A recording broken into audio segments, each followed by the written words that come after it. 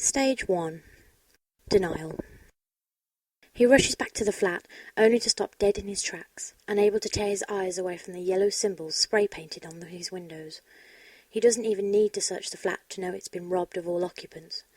He only stays there for a few seconds, but they feel like lead-weighted centuries when he can't bloody move. Then someone flips an invisible switch, and he springs into action, running out the door for the second time in only a handful of minutes. It's adrenaline, he tells himself later, when John's dozed off in his chair and Sarah's at home. He was experiencing the trepidation of the case, and the abduction of his flatmate was just another stimulant added to the mix. He froze out of surprise, not out of worry. Sherlock Holmes doesn't worry about anyone. Stage 2. Anger. The pit in his stomach as John walks into the swimming pool is by no means betrayal. You need to care in order to feel betrayed, and a sociopath doesn't care, not even a high-functioning one. No, he's only shocked because he didn't see this coming, nothing more. What puzzles him is the cold feeling that settles in his guts as John slowly opens his jacket to reveal an assortment of explosives, while speaking in the same, though calmer, mechanical voice that the other victims had. Sherlock can see now how scared John is, even as he tries to hide it, and he can't help the feeling of wrongness that seizes him. This shouldn't be happening, not to John. Why not? Because it's not right. It wasn't right for the others either. It's different. How? Because it's John. He's used to these inner debates, but the last thought takes him by surprise. What was that supposed to mean? The other people, one of them a child, had no more deserved it than John. Why would it be any different? Try as he might, Sherlock just couldn't understand.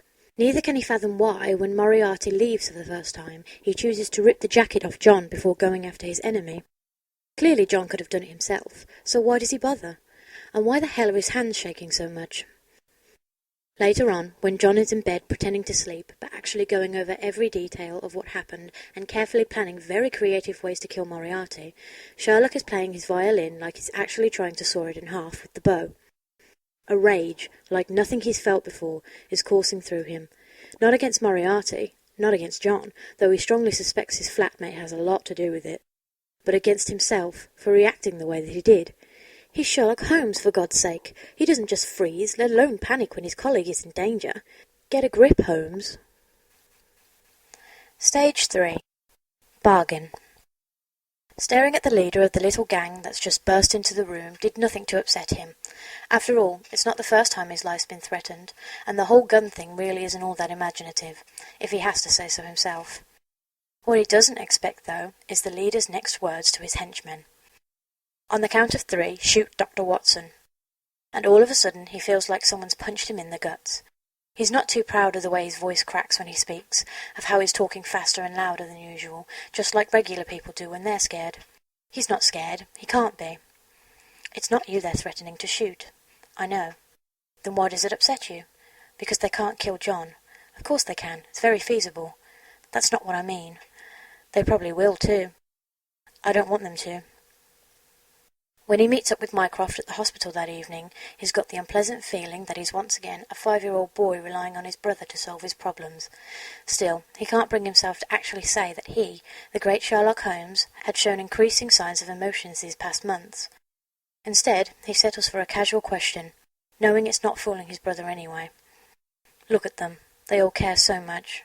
Do you ever wonder if there's something wrong with us? All lives end. All hearts are broken. Caring's not an advantage, Sherlock. He knows that. He knows that all too well. Sitting in the back seat of a cab, he vows to himself he will never smoke or do drugs again if his mind could just please stop all this, whatever it is it's doing.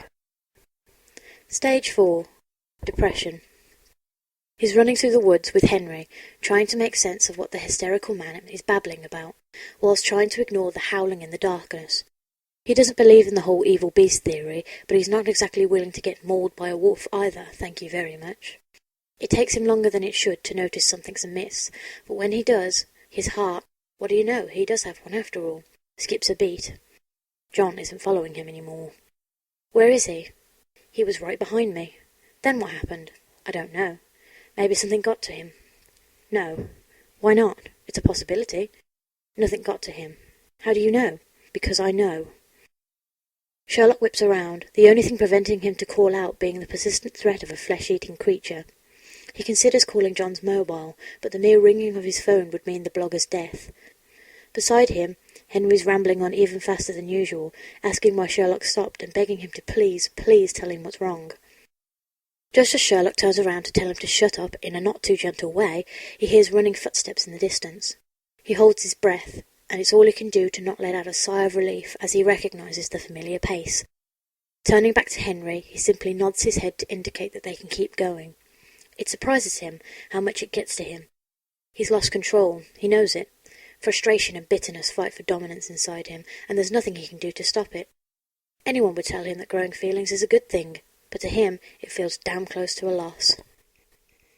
Stage 5. Acceptance. And it's a good thing too, because it's starting to get on his nerves. The thing is, this time, no one's really in danger, so why on earth should he worry?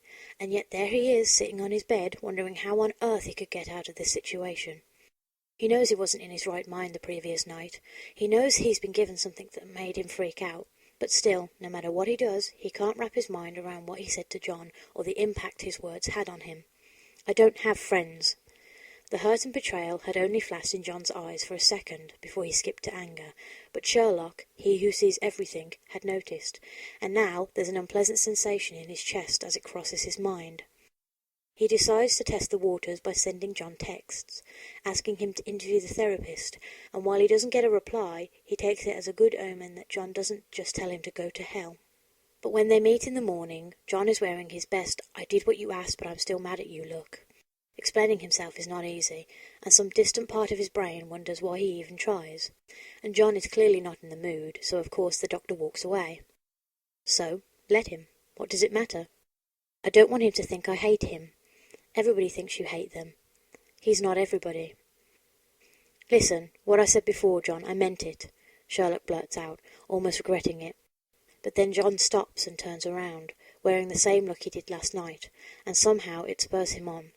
I don't have friends, he says, coming to the realization even as he voices it. I've just got one. John doesn't answer right away, and when he does, he just starts walking again, but that's all right. Sherlock knows he's forgiven already, and no matter how hard he tries, he can't suppress the feeling of relief that floods through him. Now you're just being ridiculous. Shut up.